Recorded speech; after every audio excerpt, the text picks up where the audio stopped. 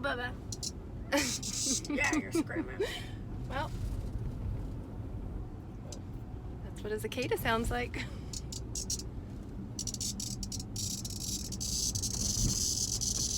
This is a little friend who flew on my shoulder. Cicadas are not allowed to fly in the house. Is it? Oh. No, you take that cicada outside, please. Why are they not? Lev, are you asking me a serious question?